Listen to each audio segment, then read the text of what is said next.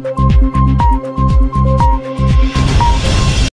मार्च रोजी सायंकाळी 7:30 वाजताच्या सुमारास गुन्हे शाखेच्या पोलिसांनी आरोपी अमोल देवेंद्र सूर्यवंशी वय 30 वर्ष राहणार संतोषीनगर व महेश अनिल मोहोड वय 19 वर्ष राहणार जय सियाराम नगर हे अवैधरित्या तलवारी बाळगतात अशी माहिती मिळताच पोलीस कर्मचारी हे अमोल सूर्यवंशी याच्या घराजवळ गेले तेव्हा तो हातात तलवारी घेऊन होता। पोलिसांची चाहूल लागताच तो पळून गेला। त्याच्या घराची झडती घेतली असता एक लोखंडी मोठी तलवार किंमत 1500 रुपये व एक लहान तलवार किंमत 800 रुपये अशा 2 तलवारी मिळून आल्या। तेथून पोलीस कर्मचारी हे दुसरा आरोपी महेश मोहोड याचा शोध घेत असताना तो संतोषीनगर येथे मिळून आला। त्याला तलवारीबाबत विचारले असता त्याने ती तलवार रतिराम साहू राहणार जय सियाराम नगर याच्या दुकानाच्या टिनाच्या शेडवर लपवून ठेवल्याचे सांगितले। पोलिसांनी तेथून 2000 रुपये किमतीची तलवार जप्त केली। दोन्ही आरोपींविरुद्ध गुन्हे दाखल करून त्यांना गाडगेनगर पोलिसांच्या ताब्यात देण्यात आले आहे।